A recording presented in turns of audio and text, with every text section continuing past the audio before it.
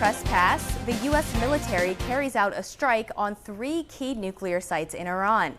In an address to the nation last night, President Trump said Iran's major nuclear enrichment sites were, quote, completely and totally obliterated.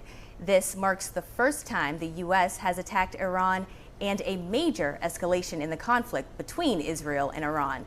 Trump warned that if Iran does not negotiate a peace settlement, that there are many targets left to strike. So here with more on what could happen next, we have YSU Professor of Politics and International Relations and Clayman Professor of Jewish Studies, Dr. Adam Fuller. Dr. Adam, thank you for being here today. For sure. Yeah, so let's get started here. The strike, does it constitute a major win for the U.S. and Israel, or do you think this is the beginning of a long, drawn-out conflict? Well, I think it's definitely a major win. There's going to be a lot of uncertainty ahead, whether or not it's going to cause a long drawn-out conflict or not. A lot of uncertainty ahead, but there was also a lot of uncertainty before, and the big difference is that this uncertainty carries with it Iran being significantly weaker than they were before. And so, taking a look at the attack from President Trump, would you say that it was more reserved, or could Trump have ordered something, even bigger to hit? I'm actually quite surprised just the magnitude of what happened, according to reports. Like there was 14 bunker busters that were launched, and the submarines that launched missiles off against the 2 of the nuclear sites, and the big one that was launched on Fordow. So I was quite surprised just the magnitude of it.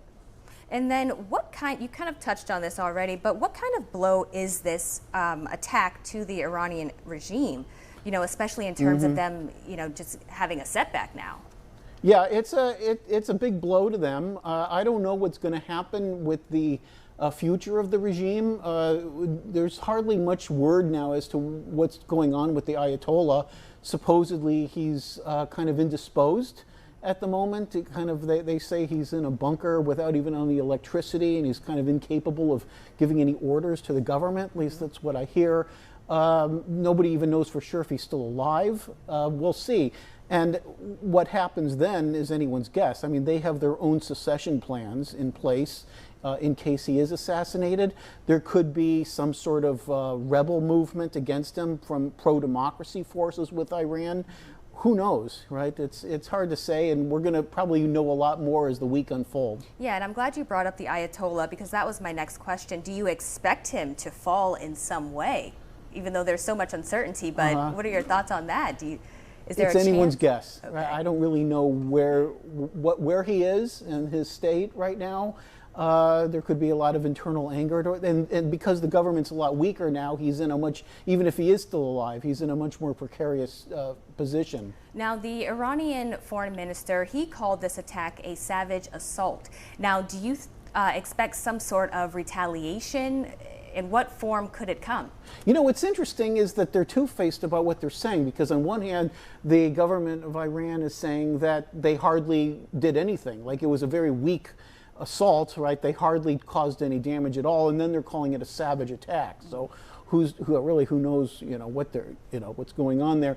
But as far as retaliation, oh yeah, there will be retaliation. I think there's already been overnight missiles launched on Israel. As far as retaliation against the United States, there's our ships could be in danger at some targets. And also the Strait could be shut down. But the problem is, though, that they're so much weaker now, and they're running out of missiles, right? Their armaments are really running low. So the extent to which they can really retaliate remains an open question. Yeah, and so they're weaker. So I wanted to know what they're capable of at this point. It's hard to say what they're capable of this point. It's also hard to say whether or not Russia is going to restock them, too. Yeah, and so we also have U.S. troops stationed all over the world. How vulnerable are they now?